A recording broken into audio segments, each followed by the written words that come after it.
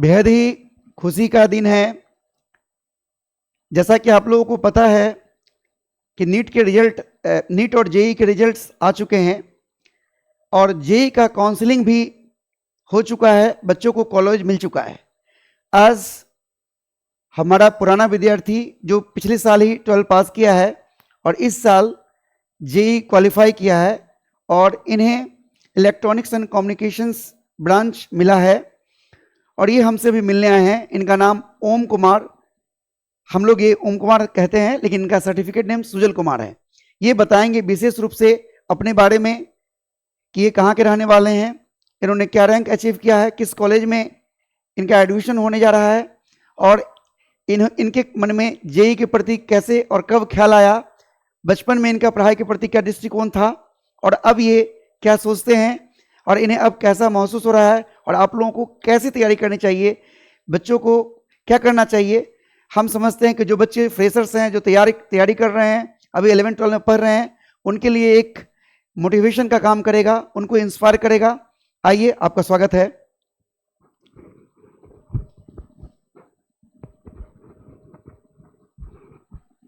Hello, मेरा नाम सुजल कुमार है। मेरे पिताजी का नाम मिस्टर राजेश कुमार है। मैं दरभंगा का रहने वाला हूँ और ऐसे मैंने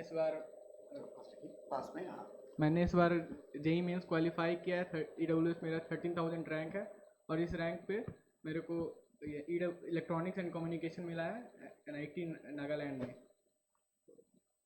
ख्याल कैसे कैसे आया आपके मन में, जेई के बारे में कैसे कैसे ख्याल आया, कहाँ से आप इस विचार को लाए कि भाई हमको जेई करना चाहिए, इसके बारे में बताएं। जब 11th के पहले तक तो हमको ये पता भी नहीं था कि जेई मेंस क्या होता है। पहले तो मेरा ये था कि एम था कि NDA में जाना है, डिफेंस में चले जाएं, लेकिन फिर मेडिकल इशू आ गया नौकरी के कारण। फिर हम सोचे कि इसमें तो होगा नहीं, फिर दूसरा कोई ऑप्शन देखा जाए। फिर जैसे जैसे आगे आगे बढ़ते एक क्लास में फिर पता चला कि अच्छा ऐसे जेई मेंस करके भी एक एग्ज़ाम होता है जिसके थ्रू इंजीनियरिंग में एडमिशन होता है। तो वहाँ से फिर हमको जेई मेंस का लगा कि इसका प्रिपरेशन करना चाहिए। फिर उस समय तो उतना आइडिया नहीं था कि इसका प्रिपरेशन कैसे करें। तो जैसे हम तो ऑफलाइन पढ़े सर के पास, तो फिर कुछ एक भैया थे मेरे, वो हमको बताए थे कि उनका भी मेंस क्लियर हुआ था, अभी वो UPSC का तैयारी कर रहे हैं। तो वो फिर हमको बोले कि हम तो यहाँ पढ़े थे, तुमको एक बार जाके देखो, वहाँ तो पढ़ना चाहिए। फिर हम सोचे चलो ठीक है भैया, विजेंद्र मोहन सर के पास मतलब बोले वो कि पढ़ना चाहिए। तो हम बोले ठीक है चल के देखते हैं। तो वही एड्रेस, हम तो ऑफलाइन पढ़े, तो वही भैया एड्रेस दिए थे हमको कि यहाँ जाना होता है। तो फिर हम यहाँ आए। तो फिर हम जैसे यहाँ आए तो फिर शुरू में तो लगा कि चलो ठीक है पढ़ते हैं, तो पता नहीं था कि कैसे पढ़ना होता है। तो फिर जैसे पहले दिन ही आए तो सर बताएं कि पहले तो तैयारी कैसे करना होता है। पहले तो सर बताए कि क्या पढ़ना होता है, फिर बताए कि कैसे पढ़ना होता है और ये कितना पढ़ना होता है। सर बोले कि जैसे इनफ है कि तुम मतलब सफिशिएंट टाइम दो 6 घंटा, ऐसे नहीं कि तुम जैसे सोच रहे हो कि 14 घंटा 18 घंटा, ऐसे नहीं। सर बोले कि सिर्फ 6 घंटा पढ़ो और वो अच्छे से पढ़ो। तो 6 घंटे भी अच्छे से पढ़ोगे तो तुम्हारा मतलब इनफ टाइम है कि सारा सिलेबस भी कंप्लीट हो जाएगा, हो भी जाएगा। तो फिर शुरू शुरू में तो दिक्कत होता ही है। तो शुरू शुरू में जैसे सर के साथ शुरू किए, सर जैसे जैसे सिलेबस थोड़ा बढ़ा तो सर बोलते थे कि नोट्स पे ज़्यादा ध्यान दो। तो उस समय क्वेश्चन तो कम बनाते थे, फिर नोट्स पे ध्यान दिए। जैसे नोट्स पढ़ने लगे तो नोट्स में मज़ा आने लगा कि अच्छा लगने लगा नोट्स। उसके बाद फिर जैसे नोट्स अच्छा लगने लगा तो सोचे चलो थोड़ा क्वेश्चन ट्राई करें। तो जैसे क्वेश्चन ट्राई किए तो लगभग सारा क्वेश्चन उस समय बनना शुरू हो गया। तो फिर धीरे धीरे फिजिक्स में इंटरेस्ट आया। तो ऐसे जेई मेंस का जर्नी शुरू हुआ। फिर धीरे धीरे सर जैसे SC वर्मा सर बनवाते थे तो SC वर्मा थोड़ा टफ लगने लगा था। हाँ, तो और एक सर M करीम एक बुक है वो बनवाते थे और सर स्पेशली बोलते थे कि अलग से PYQ बनाओ, हमसे क्वेश्चन पूछो। तो ऐसे शुरू किए थे। तो बाकी वैसे धीरे धीरे क्वेश्चन बनने लगा तो मज़ा आने लगा फिजिक्स में। आप बचपन में पढ़ाई के प्रति आपका क्या दृष्टिकोण था? चूंकि हमारे समाज में दो तरह के बच्चे होते हैं, एक बच्चे वो पढ़ाकू होते हैं जो दिन रात पढ़ते हैं, एक बच्चे होते हैं जो चलो ठीक है पढ़ाई एक काम है, इसको बोझ समझकर उसको काटते रहते हैं। उस समय में बचपन में जब आप थे होंगे तो उस समय में आपने क्या सोचा था, जरा ये भी बताइए।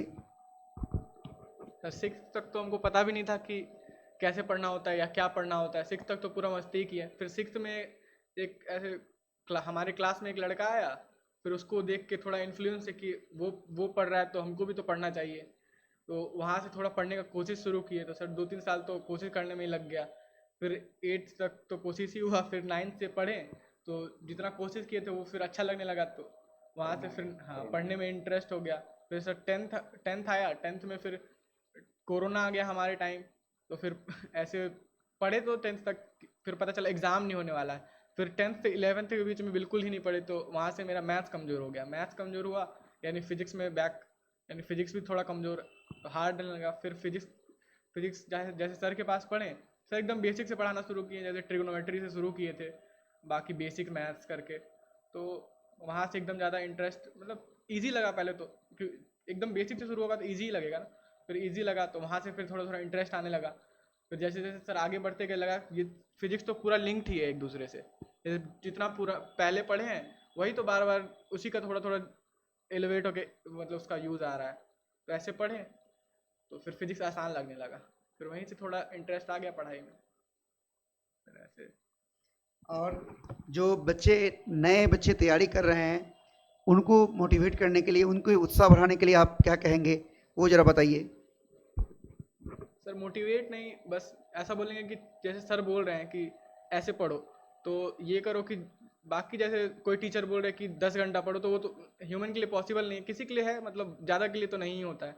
लेकिन जैसे सर बताते हैं तो एकदम सफिशिएंट टाइम, तो जैसे ज़्यादा भी नहीं तो कम भी नहीं देना है, क्योंकि सिलेबस भी बड़ा है। तो सर जैसे बता रहे हैं स्ट्रेटजी फॉलो करो, सर तो बोल रहे थे कि जैसे 6 घंटे पढ़ो, तो उस हिसाब से 6 घंटे, हाँ 2 घंटे के सारे सब्जेक्ट को, हाँ वही 2-2 घंटे करके सारे सब्जेक्ट को टाइम दो।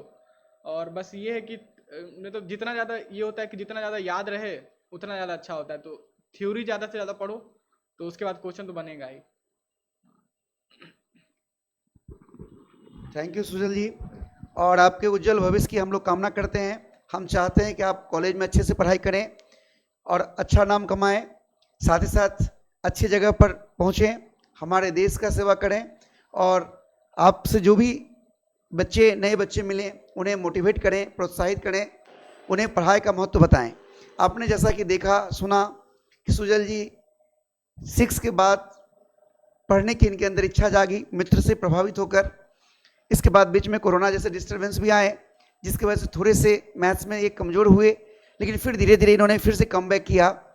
तो कहने का मतलब जर्नी बहुत मुश्किल नहीं है, बस सही से परिश्रम करने की ज़रूरत है, सही गाइडलाइन भी मिलना जरूरी है। तो हम यहाँ चूँकि लोकल दरभंगा में ऑफलाइन क्लास चलाते हैं, तो चूँकि ये दरभंगा के रहे हैं और इनके यहाँ जो बच्चे रेंट पर रहते थे, इनसे सीनियर भैया, वो हमारे यहाँ पढ़कर जेईई कंप्लीट किए थे, और वो इनको मोटिवेट करके भेजे कि आप वहाँ पढ़ो, अच्छा करोगे, और इस प्रकार उन्होंने आया। तो कहीं ना कहीं एक प्रकार से एक दूसरे के मोटिवेशन से ही लोग कहीं ना कहीं पढ़ते हैं, जाते हैं। तो आप में से भी कई लोग, जो लोग हमसे पढ़कर विभिन्न जगह पर होंगे, तो वो लोग भी अगर आप इस वीडियो को देखें तो इसको शेयर करें, अपने जूनियर्स को बताएं, अप्रिशिएट करें। बहुत बहुत धन्यवाद।